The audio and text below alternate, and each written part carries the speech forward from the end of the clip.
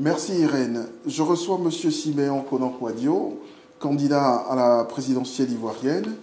Alors, vous serez à votre deuxième participation. Tout à fait. Comment vous y préparez-vous?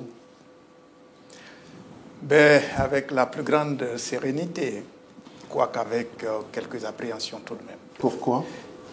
Pour la simple raison qu'en 2010, nous avions deux armées donc institutionnelles qui s'affrontaient, qui avaient donc de part et d'autre des armes.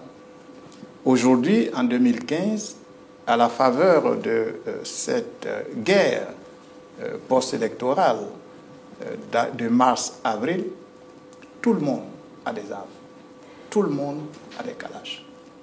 Si nous devrions arriver à la même situation qu'en 2010, la situation serait tout simplement catastrophique.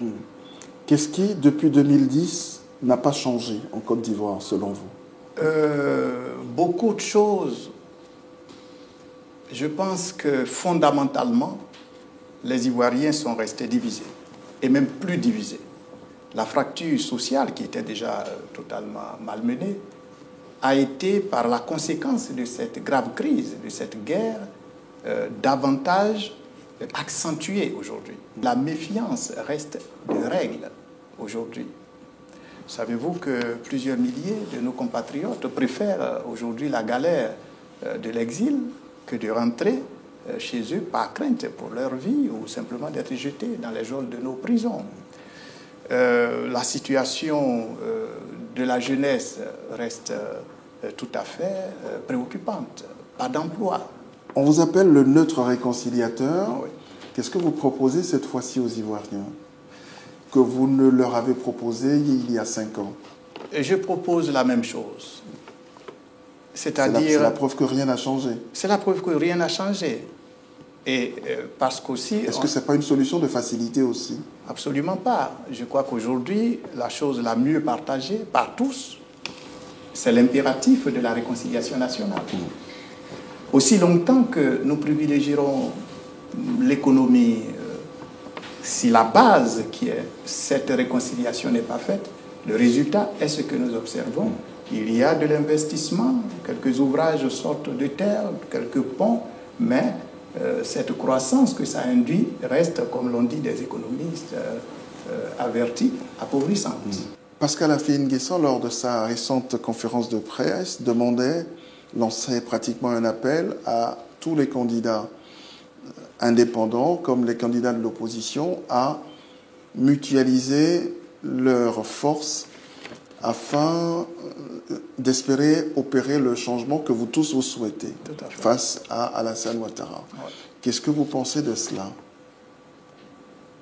Déjà, je veux croire que tous, nous le souhaitons, ce changement. Eh bien, si tous nous le souhaitons, je suis tout à fait d'accord avec cette approche. Et d'ailleurs, je suis initiateur d'une offensive à l'endroit des autres candidats pour que justement nous en arrivions à un consensus. Est-ce que le plus urgent, ce n'est pas de mutualiser vos efforts pour un meilleur contrôle de l'organisation même de cette présidentielle? Oui, tout à fait. Je crois que c'est ce qui est fait avec la CNC. Mais je dis que... vous n'appartenez pas à la CNC? Non, justement. Et je vous expliquerai pourquoi. Je pense que c'est un premier pas, une coalition. Ça ne va pas plus loin.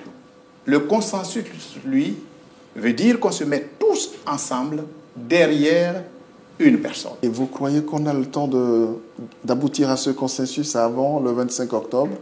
Non, je ne crois pas forcément qu'il faille le faire au premier tour.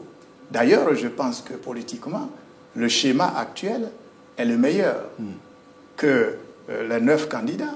Parce que vous croyez qu'il n'y aura pas il n'y aura pas le fameux un coup KO, comme on dit ici? Non, écoutez... Et que Ouattara ne va pas gagner dès le premier tour? Écoutez, il faut déjà que nous commencions par dire à tous, y compris au président candidat Alassane Ouattara.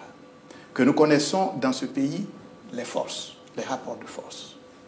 Dans ces conditions, 9 candidats, les 9 candidats que nous sommes, nous pouvons peser plus que 50%. Et nous pesons plus que 50%. Dans le schéma où nous sommes, il y a forcément un second tour. Voilà, merci M. Siméon Konan-Kouadio, merci d'être passé par chez nous. Merci, c'est nous qui sommes tout heureux.